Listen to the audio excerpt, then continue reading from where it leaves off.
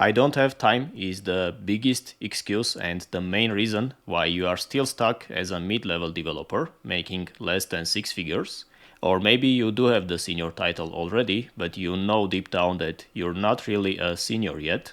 And honestly, this is just an excuse. And people say this that they don't have time, because they work a full-time job and that's the majority of taking your time, right? But in this video, I'm going to completely break that false belief system because it is actually false and you do have time. So let's be totally honest and let's agree that this is a lie that you're telling to yourself. And I'm gonna put you on the right track. At the end of this video, I'm going to even tell you how you can solve that by literally saving you time. So you can put an extra time towards enjoying your life and actually living that work-life balance that you're dreaming of. Let's say you're doing your full-time job and that job is like every day you need to cut a tree and you have this very old axe which you're using to cut this tree. Now every day this takes you 8+ hours to complete. That is your full-time developer role where you are working every day 8 hours. Some people are even spending 10 hours to complete their daily job. And instead of focusing on renewing this axe or maybe sharpening it so that you can do your job faster, you're barely doing one full-time role and it takes you like more than 8 hours, or even 8 hours is not okay because you could do it way faster with the help of AI tools with the right knowledge and skills.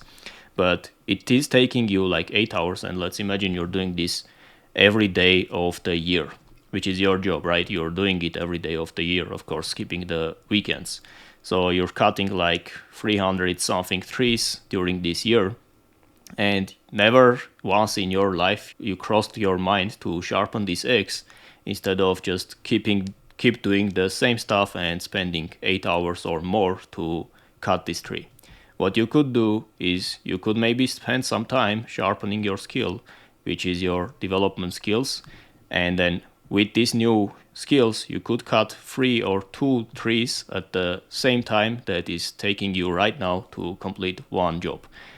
That is as simple as that. And you are saying you don't have time because you're spending all your time using this old knowledge, old tech skills that you have to cut the tree every day, which is your job or your tasks or your bugs that you're solving. Now maybe you're thinking you don't have any extra time to spend to sharpen your skills, right? Because you're doing the full-time job and then you have some stuff to do on the side. You actually have time. So let me show you where you can save time and where you have time actually. If you're watching this on YouTube, this is from my mentorship program that I recorded for the guys in the program, but I actually decided to give this away on YouTube as well because I know everyone has this excuse as a developer who is trying to level up. So to help you in this part and also break your limiting beliefs about any I don't have time excuses. So you have the full-time job, you have maybe even kids and other stuff to do on the side. Everyone does it, like no one is just working as a developer and they don't have any personal life or anything else other than that. So I want to say that I get it, but I don't. And here is what you need to understand when it comes to using your time effectively. So first of all, you can either be busy or you can be broke. You cannot be both at the same time. You cannot be making less than 6 figures and still be busy. So you need to first at least making like multi 6 figures and be busy with that, like serving multiple companies, multiple clients. That is the only time you can be busy with your work. So that is a false excuse to not put in the work and not learn new skills. Now, also one thing to remember is that most of you are self-taught, which means that at some point you had a full-time job and you were also learning coding on the side, right? So at some point you was able to dedicate 1, 2, or even more hours per day to learn coding, which got you to development career. So you know that you can do it again and you can do the full-time job and in combination with at least 2 hours per day for learning new skills. And if you think that next month or next year you'll have more time, you are actually wrong. You will have less time than you do right now. Every year that you grow, your responsibilities will grow, and next year you will have even less time. The year after that you will have even less time. So there isn't a time in the future where you will have more time than you do right now. So how about you just organize and start using the time you have right now effectively to put in the work. Otherwise, you might just end up being 50 years old in the future and figure out that you actually never had time to grow and achieve your career goals. So again, if coming back to the problem, you're barely doing one job and complaining about not having enough time.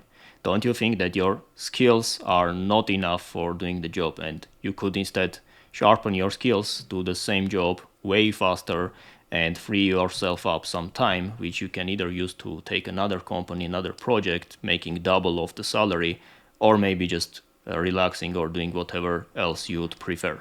And lastly, no matter how busy you are, the program works if you can put in at least 10 hours per week. That is like just 2 hours per weekdays, or maybe you decide to do 5 hours blocks in weekend, whatever way you prefer. Of course, more time you put in, the sooner you'll get the results, so don't limit yourself to a few hours per day, but that's at least the minimum and you for sure can find that much time to put in the effort. If you're thinking where can you find time, I will tell you like 2 things to free up yourself time. Let's start from the first one. I know right now you're watching this video, but let's pause the video right now, open up your phone, go to the screen time, and I mean right now, not later, not after the video, and see how much time is going in your phone. What are you spending your time on? And I know that literally like 1% of people watching this will do that actually, but if you are one of those who wants to actually save time and you're not just complaining that you don't have time, right now open up your phone and let's see where is your time going. And what do you see there? Like, do you see some 4-5 hours? Well, that's exactly where your time is wasted. And the crazy part about the time is that you will never get it back. I mean, you can spend money, you can lose money, and you can earn it back very fast.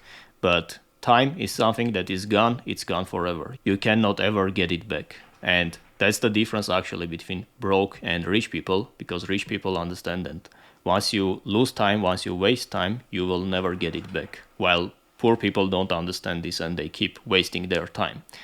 So if you did the exercise, if you checked your phone, my time, for example, in my phone is less than 1 hour per day. That's what you should be aiming for. Of course, there might be exceptions. Maybe you're taking your company calls from the phone, or maybe you're doing some work, or maybe you're watching this video from the phone. That's an exception, but majority of your time probably goes to some social media, to something consuming that doesn't give you anything back. So you should cut this out first as a first step. And again, if you're complaining that you just have one full-time job and you don't have enough time, let me just tell you a couple of things that I'm doing. I'm working, for example, with 2 companies at the same time, most of the times of the year, even 3, I had some periods. I'm running the program for developers where I help them also do the same. I'm running a YouTube channel and a Medium blog. I'm writing articles for other publications. I'm not skipping gym workouts ever. During the week, I train at least 3 times a week. I'm renovating my apartment. I'm abroad every 2 or 3 months of the year. And I still find 2 hours per day, or on average, like sometimes might be 1 hour, sometimes 2 or 3 hours. I still find that time to sharpen my skills and learn new things to help me do the job faster and also stay ahead of the learning curve. And right now, look, if you're still making below 6 figures, maybe you can't even imagine how you would make that much money, how you would get to that far. But that actually comes to your current world. Like, I mean, everyone has his current world, right? Maybe the guy from McDonald's cannot imagine how he can be making more than 40K per year. Similarly, you might not imagine how you can be making 6 figures per year. Or similarly, maybe I'm not imagining how I can be making 7 figures per year currently. So that's a imaginary box that you have, which comes down to your reality. I mean, in your reality, you saw people who are making below 6 figures, so you think that's the norm and you couldn't be making more than that. That's not possible. But if you just follow the steps, like step by step, and implement everything, you will actually shape your reality. After a few months or a year, you will be in a position where you will have the new reality with the new 6-figure role. And only at that point, you will understand what you are going through right now. And actually putting in time to improve your skills It doesn't have to look like this. Maybe you're thinking like every day you need to put in the 2 hours or whatever you decided, like 4 hours to improve your skills. And whenever you cannot do it one day, let's say one day you decided to skip it because you're too busy, the next day you don't continue because you think like you already broke the cycle. Actually, the way it actually means is it looks something like this. Maybe one day you will have full 8 hours, you will be on the weekend and you decide to put all your time towards advancing in your career. Maybe another day is like Monday, you have too much work, so you just barely do 30 minutes that day. And then another day you do 2 hours and so on. So this is actually how it should look like. And the main goal is, first of all, to not break this loop. So even if you can do like 15 minutes per day, I don't think you can like debate on this that you cannot put 15 minutes into learning. It doesn't matter which day it is. So the main thing is to do at least 15 minutes every day to not break the cycle. And even if you do end up like being too much busy, not doing anything, it doesn't mean that you already like broke everything and you shouldn't resume learning. So the main goal is to do something every day, not just whenever you have 8 hours or 4 hours per day. And now the second thing, after you cleaned up your time from your phone by seeing all the junk that you're consuming, let me tell you about also the second thing which will free up your time, which are the dev emergency rooms that we have in the program. So if you cleared your time from the phone and you still struggle to find time to put into learning, then let me tell you about these emergency room sessions that we have in the program. So the way I came up with this idea is, I remember when I was working at a company and I still haven't mastered the skills that I needed, I felt like an imposter around other developers who were confidently shipping epics or stories and without any help, while I needed to get some help from seniors or assistants to complete complex features or bug fixes. And I'm sure you have the same feeling, like whenever you get a complex task or feature that you cannot complete, what is the first thing you do? Of course, you try it yourself, you get stuck, and then the next thing is you either ask some of the seniors to help you, or you just stay stuck and you don't deliver on time. Now, if you start asking seniors, you cannot ask them every day for help or for every small feature or bug fix. You cannot ask for help for everything, right? So you need to either try it, continue trying by yourself, and you know it can be very annoying, like maybe you have a bug that you couldn't figure out by couple of days or weeks and you don't even want to wake up from bed because you know you'll be facing the bug that is still not solved from the other day. That is why I decided to create these calls. So we now have these emergency room calls where these are for your job support. So every week you can come in and ask questions about anything and get unstuck. This literally should save you time that you can put back on learning. First of all, the calls are not recorded. I'm not recording the calls and no one else is doing that. So you can be sure that you can ask in detail about the situation and you won't have that recording anywhere.